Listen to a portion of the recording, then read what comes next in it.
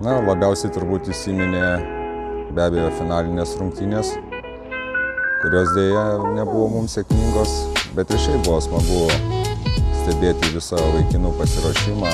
Tikrai viskas labai aukštam profesionaliam lygiai, manau, vaikinai yra pratinami prie pagrindinės vyrų komandos, tai tikrai buvo smagu stebėti visą tą jų pasiruošimą. Tikrai labai didelis užimtumas, jiem begalės informacijos, na, tikrai smagu.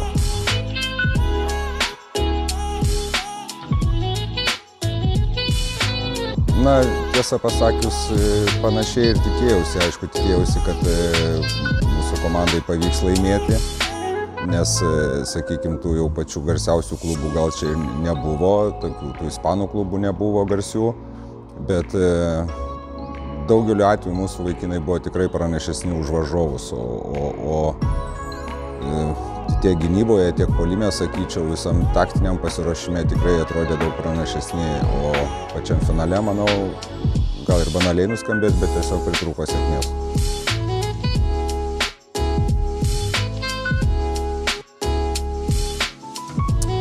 Na, tiek aš, tiek tie patys treneriai, tiek vadovai tą patį jiems pasakė po varžybų, kad mokinkimės iš savo klaidų ir visi tikisi, kad vaikinai pasisėmė patirties ir ateity tų klaidų bus mažiau, ypač tokių skaudžių.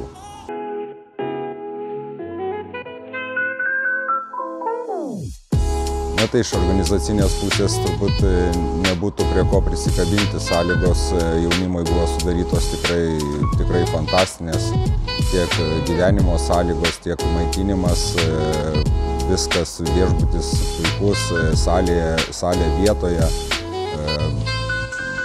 nežinau, ko galima būtų skųstis, pasiruošimui, treniruotėm laikai skirti, video peržiūroms laikai skirti, na, tiesiog viskas buvo puiku mano manymu. O kas liečia dėl patirties pačiam, tai na, tikrai buvo įdomu pamatyti, kaip vyksta pats procesas pasiruošimo,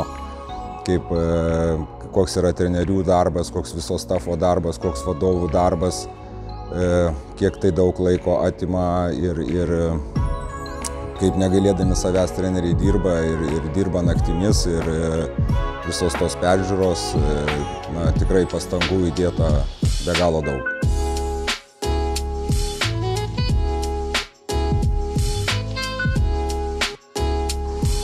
Na, mums lietuviams tai toks neįprastas vaizdas. Be abejo, tai yra naujas miestas, sakykime taip, istoriškai naujas miestas, dangoraižiai, mūsų akiai tai nėra, kaip pasakyti, įprasta, mes pripratę prie tų žemesnių pastatų, tai, sakykime, tai pirmas 3 dienas tas įspūdis toks, na, wow, išeini, tie dangoraižiai, galvą reikia užversti, bet paskui apsipranti ir supranti, kad Europa tau yra nelesnė.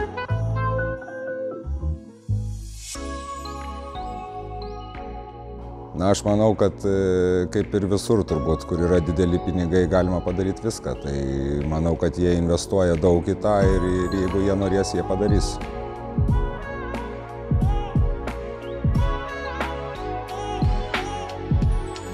Vengti tokių grubių klaidų žaidime ir nors iš kitos pusės turbūt be tų klaidų neklystant neįmanoma tapti gerų žaidėjų, tai palinkėčiau, kad svarbiausia pasimtų pamokas, įsimintų, kas buvo ne taip ir nenukabintų nosis ir toliau siektų savo tikslų.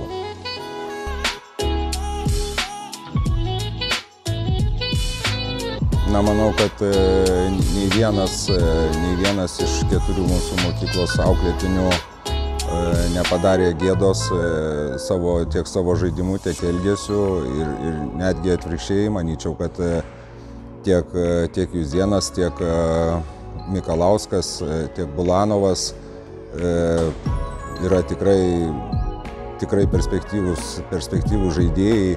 Rudaitis, kiek žinau, buvo po traumos, dar vyrukas neįėjęs į ritmą, bet bet žaidimo irgi negadino ir sakau priešingai, manau, kad jie buvo vieni iš komandos lyderių, kuriais tikrai galima pasitikėti ir iš trenerių tikrai girdėjau apie juos gerų atsiliepimų, kad labai gera darbo etika, kad stengiasi, kad priima informaciją ir manau, kad galim jais tik didžiuotis.